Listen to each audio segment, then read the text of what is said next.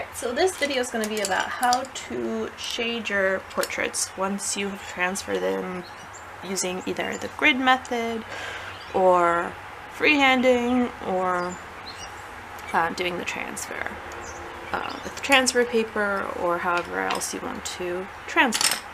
So I've actually simplified my life a little bit. I used to have the pencil set that ranged from I think 4H all the way up to 8B. And now I don't use that anymore. I just use 3 different grades of pencils, and that's the 2H for all the light stuff. So that's going to be my lightest. I've got the HB, both as a pencil, and my lead here is a 0.5mm HB on the mechanical pencil. And then I've got the 2B. And then what I learned from Arya Portrait and some other YouTubers is to add in actually black pencil for like your darkest darks, and I found that works really well. And in case you are not satisfied with the black pencil for your darkest darks, you have things that you think should be even darker than that, then the General's Layout kit that I bought, which contained these pencils, also has a medium and a soft grade charcoal, and you can go in with that and get some really dark darks. I don't really like using charcoal because I already have, my biggest pet peeve with graphite is that once I close up my sketch pad, I can even show in some of my earlier stuff, it rubs off onto the other side of the paper. And that is completely annoying to me.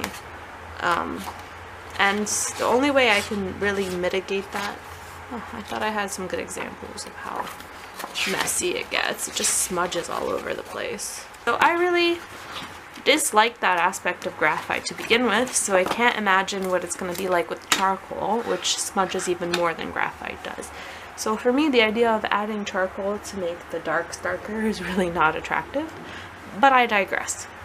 So there are several different approaches that you could take to shading in anything, but since we're doing a mini portrait series here, let's talk about portraiture. So step number 1, or the number 1 method, is you could just go in over everything and put in the lightest grade of pencil and then work up to the midtones and then work even further to get to the dark tone. So let's say I'm looking at the face, which is actually what I am gonna do with the face. I would take my 2H pencil, which is around here somewhere, and I would just go over the entire face lightly with the 2H, and then blend it out, and then go back again and either do another layer of 2H or well, yeah, actually I would go back over it and do another layer of 2H to get it to a smooth, but you can still see it, consistency. And then I would go into the darkest darks, like the eyebrows or maybe the sides of the face where she has shadows, and I would add some HB pencil to those parts of the face in order to darken up the darker parts of her face. So that's one approach of shading, or adding value to a face. But another approach could be, since I have 3 different grades of pencil, to just go in and block out where the darks are, where the lights are, and where the midtones are with the 3 different grades. So where there would be light portions of her face, you could go in with the 2H, like I'm doing right now.